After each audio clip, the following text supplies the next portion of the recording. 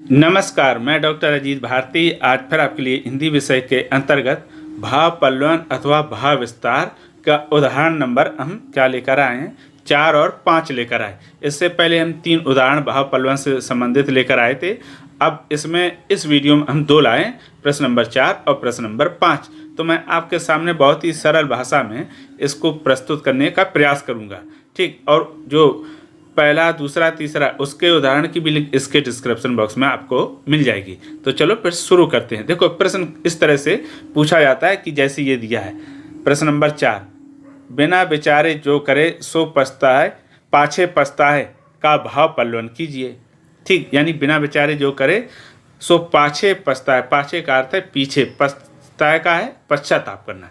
ठीक है, तो अगर इस तरह का कोई प्रश्न आता है तो हम उसका उत्तर कैसे लिखेंगे? ये तो सबसे पहले लिखेंगे आप उत्तर के बाद लिख देना भाव पल्लवन और जो उसका शीर्षक है उसे लिख देना। उसके बाद उत्तर लिखना शुरू करना। ठीक है, तो लिखेंगे कि कोई भी काम बिना विचारे नहीं करना चाहिए।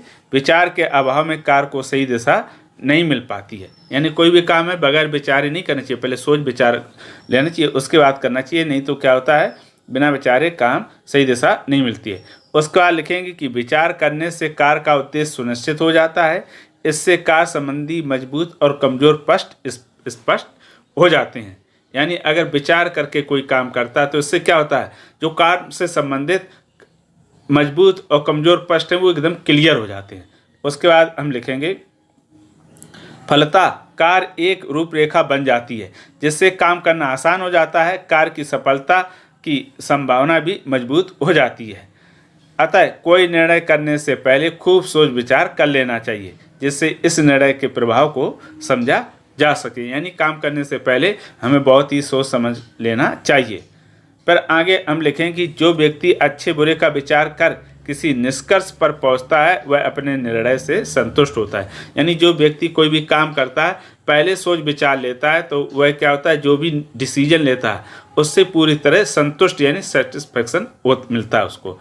फिर उसके बाद हम आगे लिखेंगे कि इसके उल्टा किसी गुस्से में लिए गए निर्णय बाद में पश्चाताप का कारण बन जाते हैं। यानी कभी कभी क्या होता है, हम जल्दी में या गुस्से में कोई निर्णय लेते हैं, उसके लिए हमें पछताना पड़ता है। इसी तरह बिना विचारे जब किसी काम को किया जाता है तो जानकारी के अभाव में अक्सर उसमें असफलता हाथ लगती है और अंत में पछताना ही पड़ता है। इसलिए अंत में लिख देंगे कि अगर हम किसी काम को बगैर सोचे विचारे करते हैं तो हमें क्या, या जानकारी के अभाव में हमें पता नहीं होता और हम क्या होते हैं, समझदारी नहीं दिखाते हैं, तो उसमें क्या होता है, आखिरी में पछताना ही पड़ता। तो इस प्रकार से ये आपका उदाहरण नंबर 4 समाप्त हो गया। अब आया उदाहरण नंबर 5।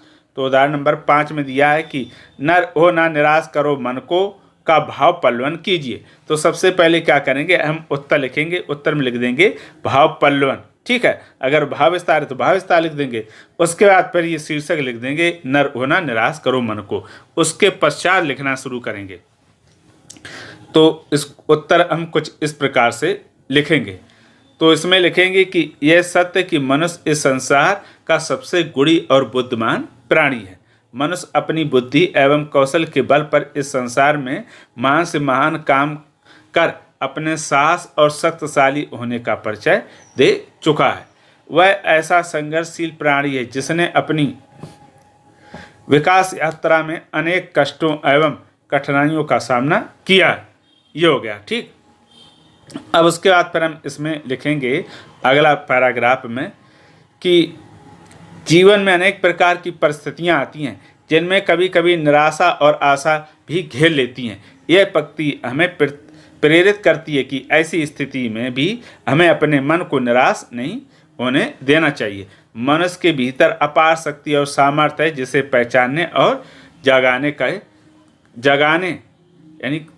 की ज़रूरत है ना। ये करने नहीं आएगा, जगाने की ज़रूरत है। तो ये हो गया। उसके बाद फिर हम आगे इसमें लिखेंगे कि मनुष्य को अपनी क्षमताओं पर विश्वास रखना चाहिए। आत्मविश्वास ही शक्ति है जो कठिनाइयों को पार करने में सहायक होता है।